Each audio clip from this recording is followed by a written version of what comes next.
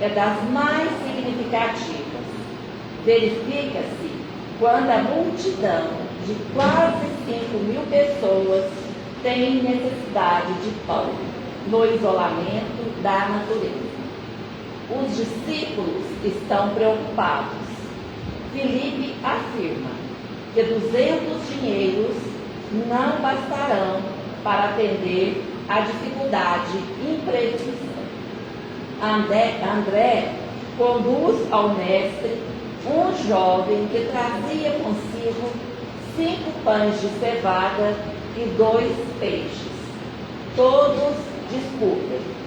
Jesus, entretanto, recebe a migalha sem descer de sua preciosa significação e manda que todos se assentem.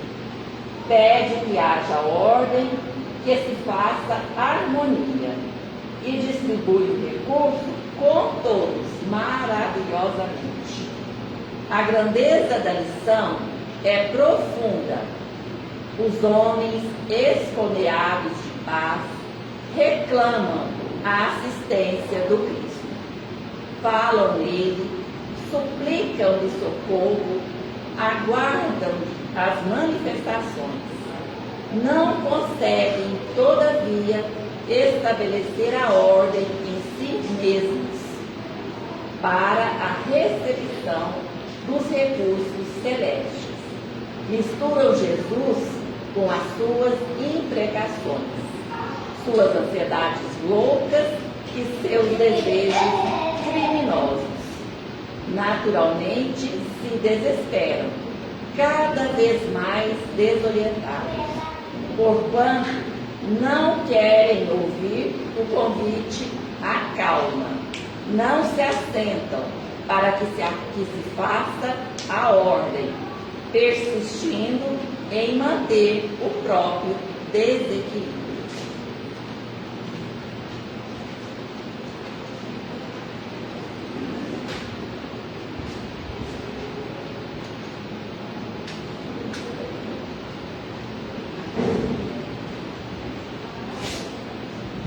Então vamos nesse momento serenar os nossos pensamentos, os nossos corações, pensar em Jesus, pedir a Ele que esteja conosco nessa noite, que nos envolva com sua paz, com seu amor, que Ele possa olhar por nós, possa estar conosco nos nossos momentos difíceis, que possamos sentir sempre a sua presença junto a nós, que possamos, como disse na lição, ter calma para que possamos receber as bênçãos de Jesus, que todos façam harmonia, que todos estejam tranquilos para receber essas bênçãos que vêm do alto. Jesus, na sua infinita misericórdia, possa olhar por cada dificuldade, por cada necessidade nossa e se fazer presente. Pedimos aos benfeitores amigos, ao mentor espiritual da nossa casa, que esteja aqui agora, iluminando todos os corações, todos os pensamentos, nos ajudando para que possamos estar em paz. Pedimos a eles que estejam conosco hoje e sempre, e que assim seja. Gente, só um minuto. Pode ser não.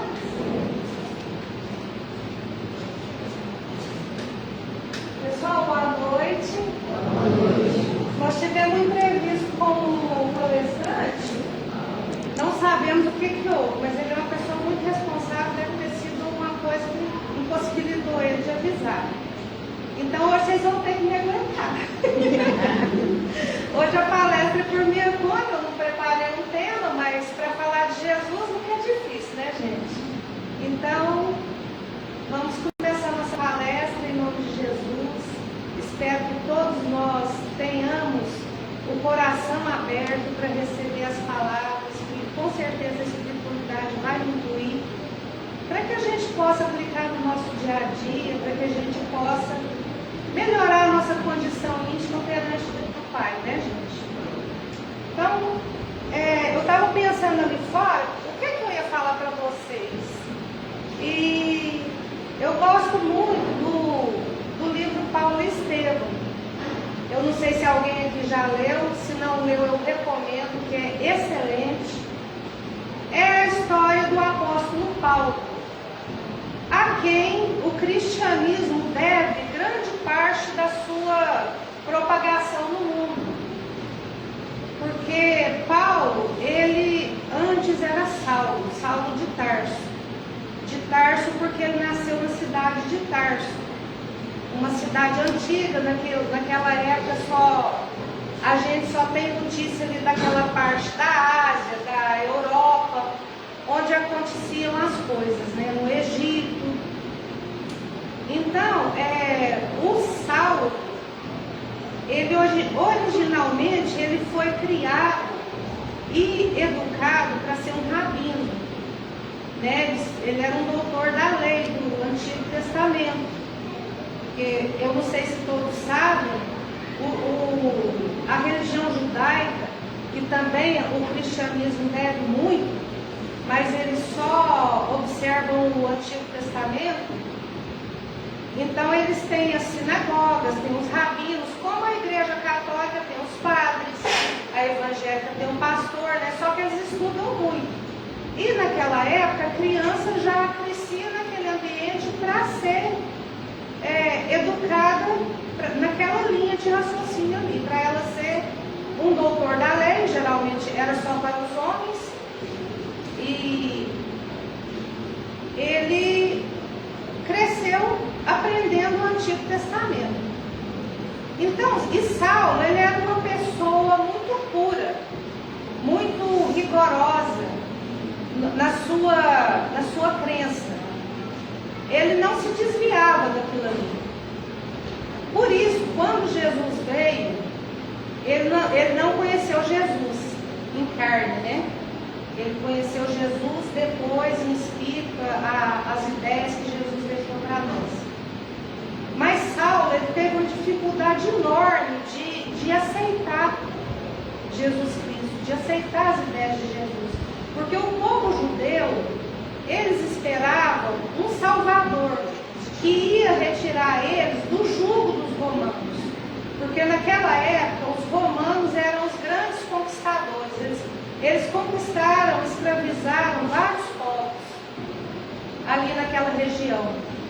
E ali em Jerusalém, eles não chegaram a escravizar os judeus, mas eles tomavam as terras, eles tomavam as riquezas, mas eles de alguma forma permitiram que os judeus continuassem com seus negócios, continuassem com a sua religião, porque os romanos, eles eram uma religião pagã, eles adoravam vários deuses, tinha deus da caça, da colheita, de não sei o que, do amor, um monte de deus.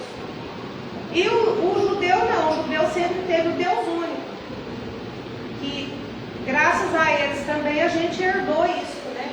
A crença no Deus único.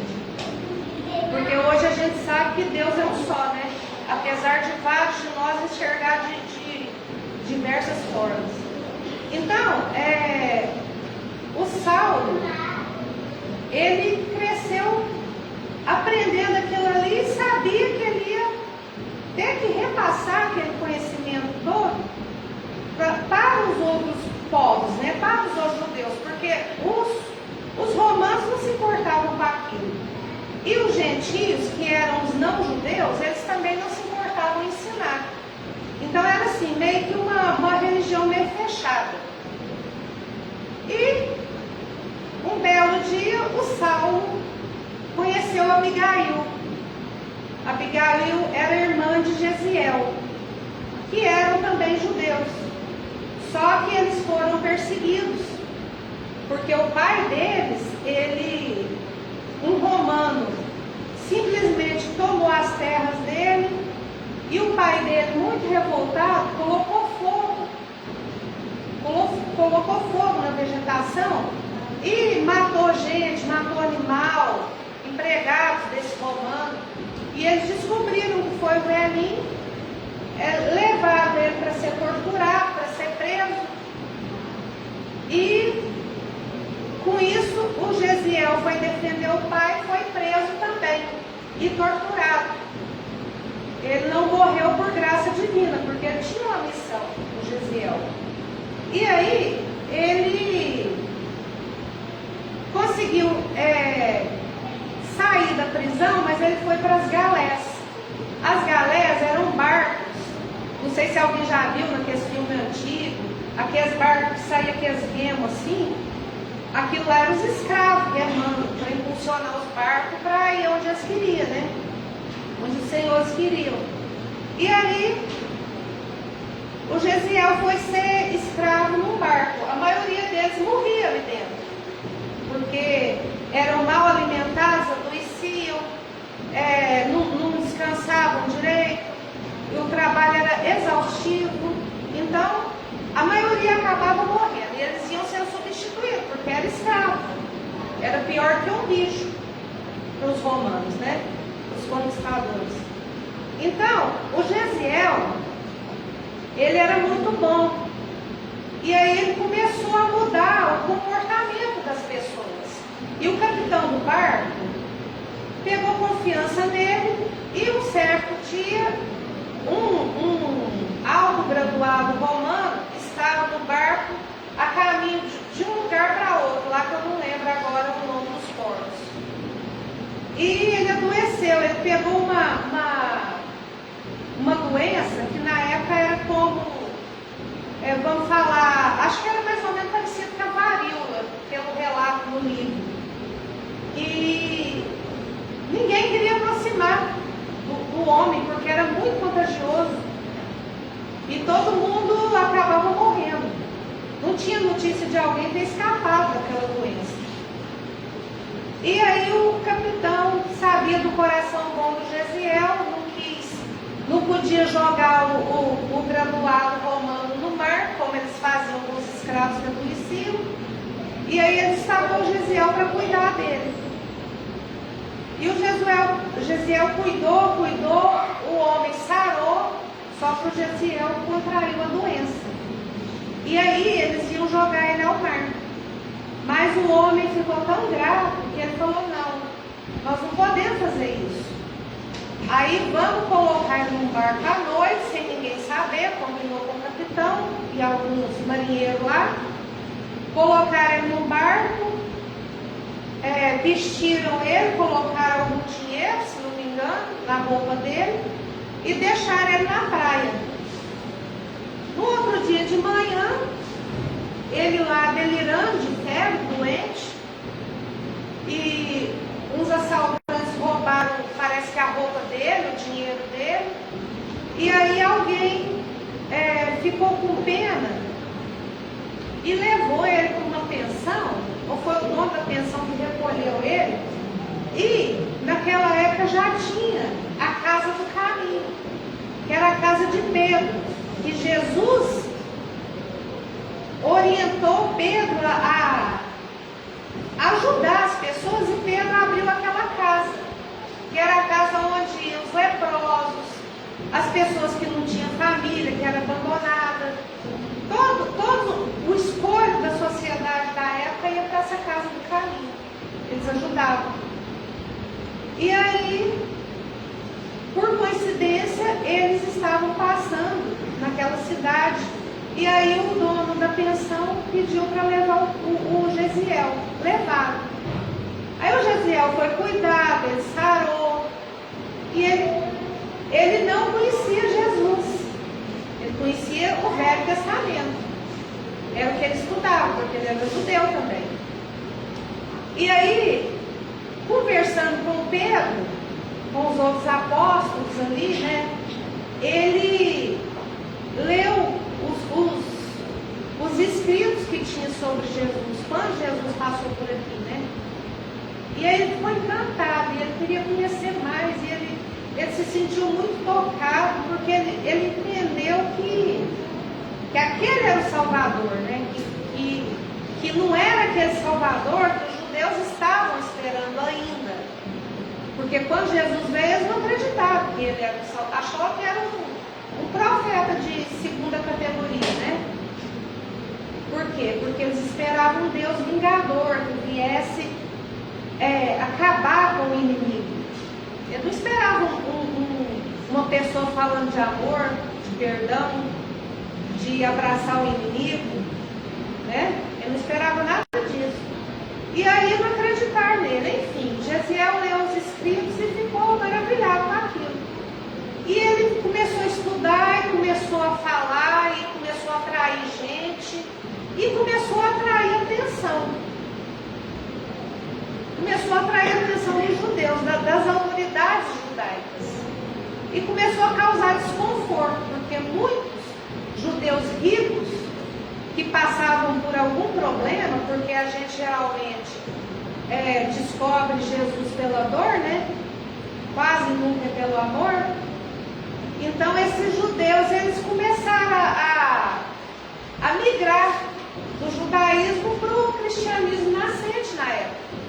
E aquilo incomodou muita gente. Porque eles viram que eles estavam perdendo pessoas importantes, né, no judaísmo. E aquilo ali podia contaminar muitas pessoas. E aí, nessas alturas, Abigail, que era irmã de Gesiel, foi a única que escapou, por graça divina também. Ela foi encontrada ardendo em febre com um casal de judeus, que estavam mudando de Corinto para Jerusalém. E eles levaram ela. Parece que eles tinham perdido uma filha, né, Leusa? Eles tinham perdido uma filha. E aí viram na Abigail a filha que eles perderam. Adotaram a Abigail. E aí levaram ela se curou e tal. E nisso ela conheceu o Saulo. Olha o que é a vida, né, gente?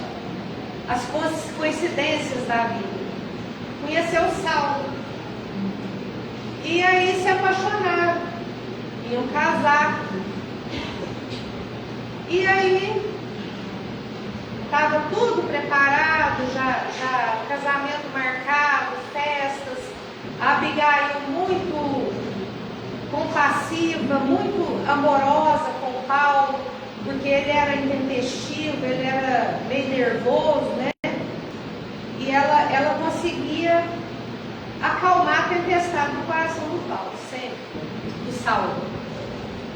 E aí, o que aconteceu? Por outro lado, Gesiel, em Jerusalém também, estava incomodando as autoridades judaicas, os religiosos.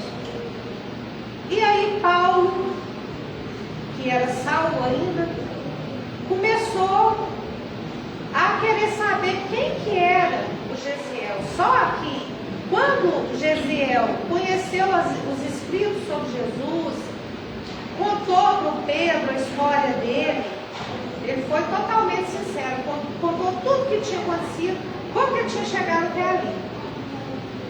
Aí eles batizaram ele. Falou, não, como você renasceu, você também vai renascer em Cristo. E batizaram ele de Estevão. Ele passou a se chamar Estevão. E aí, o que aconteceu?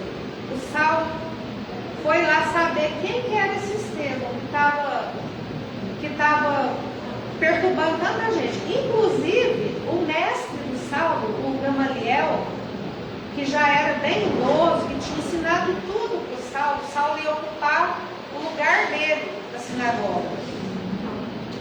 E aí o Gamaliel também se converteu ao cristianismo. Aquilo para o Saulo foi o fim do mundo, né? Ele queria morrer ou matar. Aí ele falou, mas não é possível, até o mestre, né? Eu tenho que saber o que está acontecendo. E foi lá, junto com um soldado, e foi lá na casa do caminho.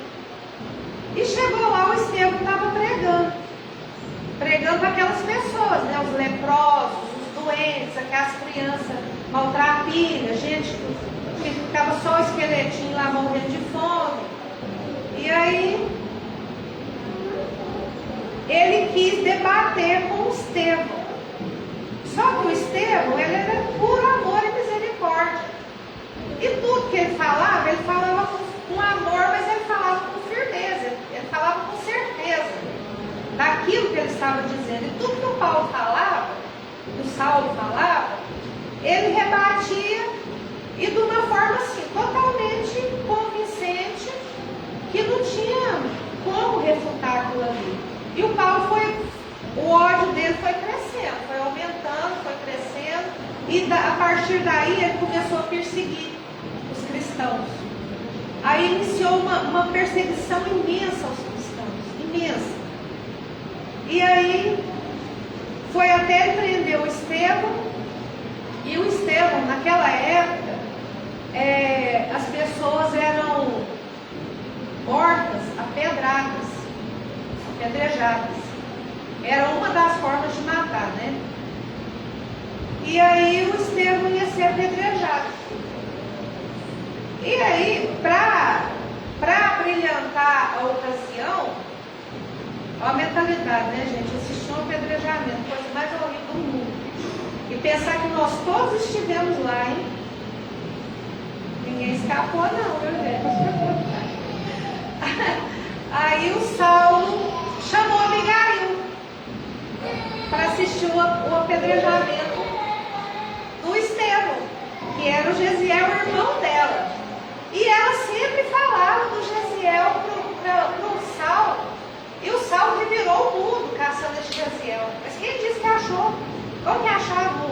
O homem tinha mudado de nome, ele tinha sido dado como morto. A última pista era lá, né, no navio, que ele contraiu a doença e morreu. A partir dali ninguém mais soube dele, porque quem encontrou ele não sabia o nome dele, não sabia de onde ele veio, e para quem ele contou, o segredo ficou ali. E ele trocou de nome. Muito bem. Abigail aceita. Ela achou aquilo meio chocante, mas ela foi porque era o noivo dela, o amado da vida dela, né? E aí, chegando lá, a primeira pedrada foi a do Paulo, do Saulo, do Gesiel. Quando ela viu quem era a pessoa a ser sacrificada, ela já falou que era ele e desmaiou, não é? Ela desmaia e aí o Saulo já meio que entende a situação, já leva ela para dentro e aí ela vai. E nisso os outros homens que estão lá começam a apedrejar e o Gesiel está quase morto lá, que é do Estevão, né? E aí ele pergunta para Abigail o que significava aquilo. Aí a Abigail fala, é meu irmão. E conta, né? Que era o Gesiel. E pede por misericórdia para ele deixar ela conversar com o irmão. E aí o Saulo, muito a contragosto, pede para levar ele, inventa qualquer coisa lá que eu nem lembro o que é, e pede para levar ele, e aí ela conversa com ele. E aí ele pede para ela perdoar, não é? Acho que sim, né? Perdoar o Saulo, né? E aí, só que aí, bom, aí sai dali, eles ficam estremecidos com aquilo ali, e depois o Saulo procura ela, e eles veem possibilidade de continuar pensando em casamento, porque a Abigail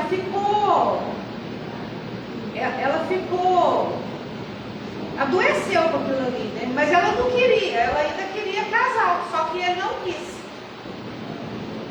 Aí ela fica muito triste, mas entende. E aí eles terminam o noivado. Termina o noivado e aí só que o Saulo muito apaixonado e tal. E um dia ele vai procurar ela e ela já tinha contraído uma doença, se não me engano, acho que era tuberculose. naquela época tinha muita tuberculose. E como ela enfraqueceu muito, não alimentava, o choque emocional foi imenso, né? Que abalou a estrutura emocional dela todinha. Aí ela adoece e um dia ele vai lá procurar ela e conversa com ela. Aí o pai dela, adotivo, fala com ele que depois que eles terminaram o noivado, que ela adoeceu mais e que o único consolo que ela teve foi um senhorzinho, o senhor Ananias, que visitava ela e mostrou para ela uns papiros com os feitos de Jesus. Aí ele falou, mas não é possível, esse Jesus de novo no meu caminho. E aí ele tenta demovê-la de tudo quanto é jeito, mas aí o pai dela fala para ele não fazer aquilo, porque ela já estava daquele jeito, o único consolo. E quando ela mais precisou, ele abandonou ela, e que o consolo dela estava sendo aquele, que ela ia morrer mesmo, e aí ele deu um pouquinho de sossego para ela. Só que na cabeça dele, ele já estava assim, com a mente formada para perseguir o Ananias, para saber quem que era esse Ananias e perseguir ele de qualquer jeito, matar ele, né? E aí que desencadeou a perseguição aos cristãos mesmo.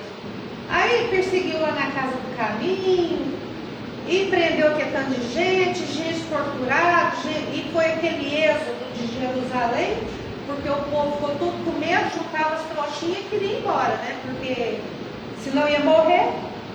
Porque o que acontece, gente? A pessoa, quando está numa posição de poder, ela não tem condição de fazer tudo, de ver tudo.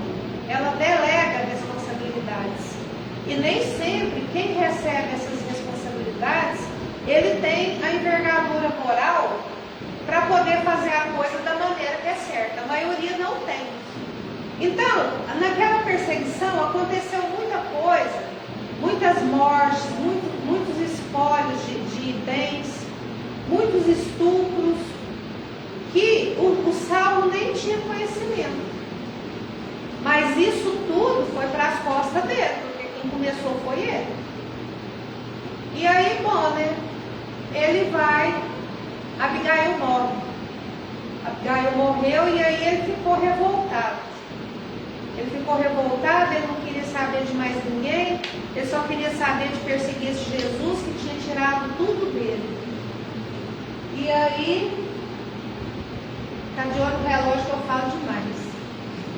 Aí ele vai para Damasco, ele ficou sabendo que o Ananias tinha ido para Damasco, que era uma cidade lá perto. E tinha que atravessar um deserto lá. E ele mais 2 soldados. Aí, e naquelas ideias de vingança, de morte, de ódio. E quando ele chega nas portas de Damasco, o céu se abre. O céu se abre e vem aquela claridade imensa nos olhos dele, que ele só enxerga aquilo. Ele cai do cavalo e o soldado fica assim, né? Sem saber o que está acontecendo. E aí ele vê Jesus. E Jesus fala com ele, fala, Saulo, por que me persegues? Aí, na hora ele pergunta quem é, né? Eu não lembro se ele pergunta quem é. Enfim. Na hora ele sabe quem que é, ele sabe que é Jesus. Aí ele já ajoelha no chão e só ele que estava vendo. Detalhe, os soldados não viam o que ele estava vendo. Acha que ele está ficando louco, ele está conversando sozinho, né? Aquele cara do cavalo está lá ajoelhado, chorando. Aí ele fala, Senhor, o que queres que eu faça? Gente, a personalidade dele é tão incrível, eu não canso de falar dele, porque ele tem uma virada de chave assim tão grande, que ele não ficou pensando nas culpas, ele não deixou a culpa de tudo que ele tinha feito, até naquele momento, arrastar ele. Porque a maioria de nós se deixa arrastar pela culpa e a gente não faz nada. Você fica pensando lá naquele erro de 10 anos atrás e pensa, nossa, como que eu fui capaz de fazer isso? E fica com aquele remorso, fica só remoendo aquilo, e adoece, e dá uma depressão, e começa a tomar remédio por causa de um trem que aconteceu lá há 10 anos em Bolinha, né? E Paulo não. Ele, imediatamente ele pergunta a Jesus o que ele quer que ele faz. E aí Jesus fala para ele, levanta e entra. E orienta ele, né? Ele vai. Aí os soldados ajudam ele a montar, porque ele ficou cego. Cria tipo umas escamas no olho dele. E ele não enxerga mais nada. E aí ele entra em Damasco, vai para uma pensão. Chegando nessa pensão, quem que aparece? O Ananias. Jesus mandou ele lá para curar a cegueira de Paulo.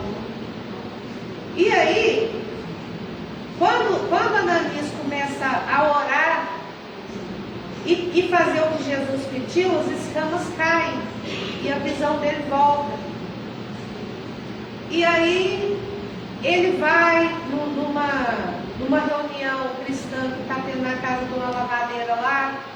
E aí ele é batizado como Paulo. É aí que ele se transforma em Paulo. E aí a partir desse momento ele começa a trabalhar para Jesus. Apesar que a ficha dele custou a cair. Porque ele acha que as pessoas, os amigos dele, a família dele, vão aceitar ele, né? E eles não aceitaram. Uns achou que ele estava doido, outros achou que ele estava querendo aproveitar. E ele vira praticamente um mendigo, porque ele já não tem da onde tirar dinheiro, ele perde todo o prestígio social que ele tinha no círculo dele. Os amigos dele não aceitam ele mais, ele tenta fazer uma pregação numa sinagoga, ele é praticamente expulso de lá. E aí eles prendem ele, prenderam ele, e aí ele fugiu num cesto. Eles colocam ele dentro de um cesto e baixam ele no muro lá da prisão. E ele vai. Aí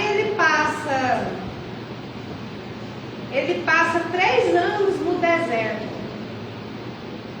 Justamente com um casal que tinha sido perseguido, tinha saído de Jerusalém por causa das perseguições que ele começou. Só que ele ainda não conta quem ele é. Ele ainda não conta, não por covardia, mas porque ele tinha que provar daquele fel até a última gotinha, né? Para ele se transformar realmente em Paulo. E aí, a partir daí, gente, ele começa a viajar a pé para todo canto que ele conhecia. Acho que todo mundo aqui, não sei se todos sabem, já ouviram falar das epístolas de Paulo. Tudo ele escreveu. Ele criou uma correspondência que naquela época era fascinante, era assim, ele era empreendedor, né? Por isso que Jesus escolheu ele, né? Jesus sabia muito bem o que ele estava fazendo. Porque se fosse outro, talvez o cristianismo tivesse morrido. Lá naquela época. Talvez a gente não conhecesse. Mas ele criou essa correspondência e em cada lugar que ele passava, ele fundava uma igreja, ele procurava fundar uma igreja. E aí ele orientando essas pessoas que cuidavam dessas igrejas, esses cristãos, através dessas epístolas. E ele saía, a profissão dele, ele era tapeceiro, né? Tecelão.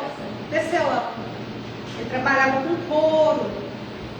E aí ele montava a banquinha dele, onde tinha muito tráfego de nômades, né? Que cruzavam os desertos, comerciantes, né?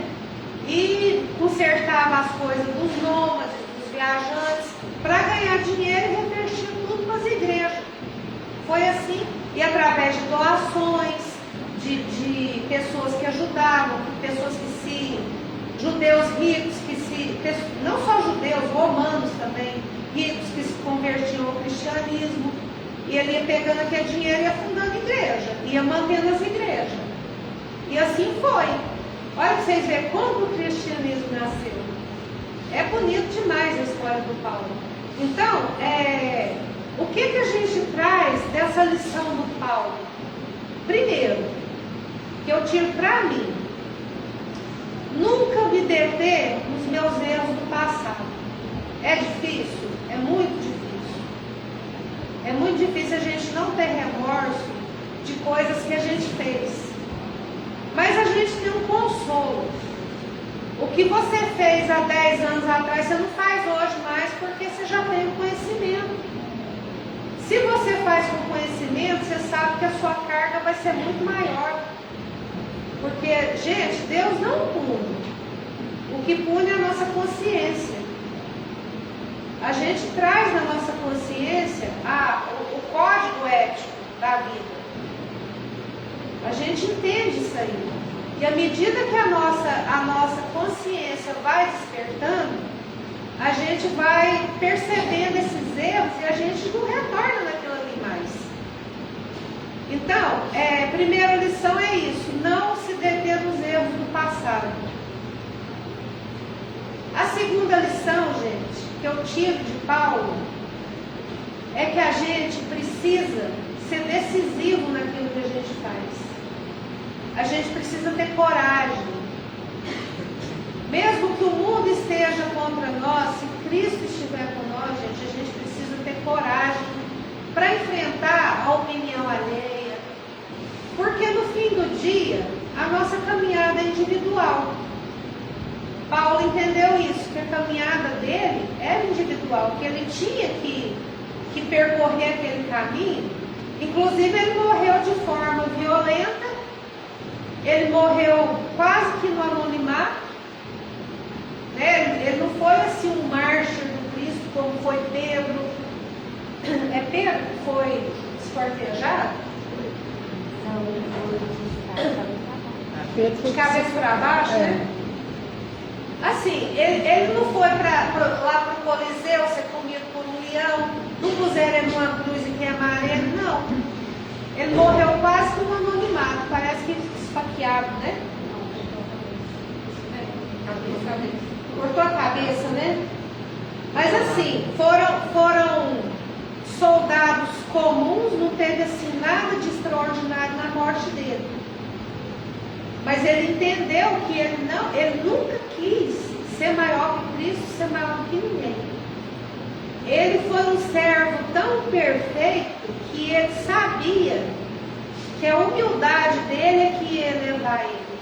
Tanto é que hoje a gente tem notícia através da literatura espírita, no mesmo Paulo Estevão, né, que ele está com Gesiel e Abigail.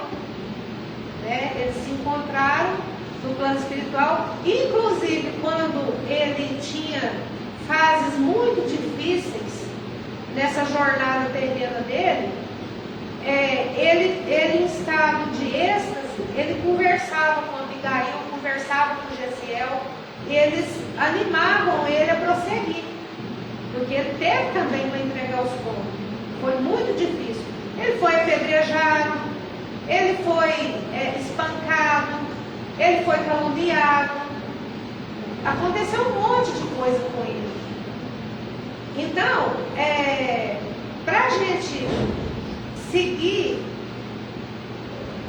e tentar passar na porta estreita, gente, não tem outro caminho, não. É difícil. Mas desse livro que eu li, Paulo Estevão, eu tirei essas duas lições que eu acho fundamentais na vida da gente. Que são não se deter em erros do passado, procurar resgatar esses erros de alguma forma, fazer reparação com aquelas pessoas que a gente prejudicou de alguma forma, mas não se deter naquilo, porque senão a gente não consegue evoluir. E ser decisivo naquilo que a gente quer. Naquilo que a gente quer seguir. Porque ninguém te obriga a seguir Cristo. Cristo não nos obriga a seguir. Ele jamais falou, você é obrigado a me seguir. A gente segue porque a gente sabe que é certo. Quando a gente acorda para a vida, né? Fala, não, eu preciso dar um jeito na minha vida. Mas que é fácil, né? Não. Porque o apelo do mundo é muito forte. As tentações são inúmeras.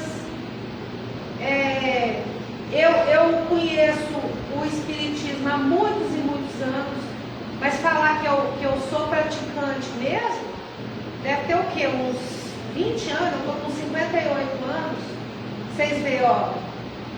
Eu estava com quase 40 anos quando eu comecei a seguir de verdade, né? Então, assim, vejo tanto de tempo que eu perdi. Mas eu não vou ficar pensando no tempo que eu perdi também. Eu acho que a gente tem que pensar que a gente é igual aquela lição do Evangelho, o trabalhador da última hora. Mesmo que eu seja um trabalhador da última hora, eu vou receber meu salário. Eu estou fazendo com sinceridade. Eu estou fazendo com amor, eu estou fazendo com maturidade. Eu sei o que eu estou fazendo. Hoje eu já sei me deter ante uma tentação. Antes eu não sabia. Eu pensava assim, deixa para depois, sempre para depois. Nós todos passamos por essa fase. E não é vergonha nenhuma. Então, quando a gente fala que vai seguir Cristo, a gente tem que saber o que a gente está falando. Tem uma frase que resume todos os ensinamentos de Cristo. Amai a Deus sobre todas as coisas e ao próximo como a ti mesmo. Gente, se a gente observar isso aí, praticar, não precisa de 10 mandamentos, não precisa de evangelho, não precisa de nada. Está contido tudo, gente.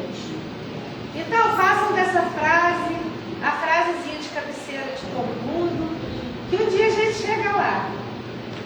Nós temos a eternidade para isso, né? Porque a gente sabe que hoje eu estou Sandra. Eu não sou Sandra, eu estou Sandra. Né? A gente é espírito milenar.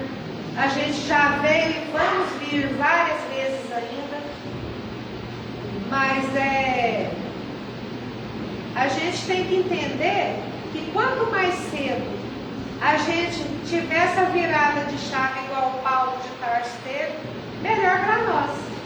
E mais condição a gente vai ter de auxiliar aqueles que a gente ama, né?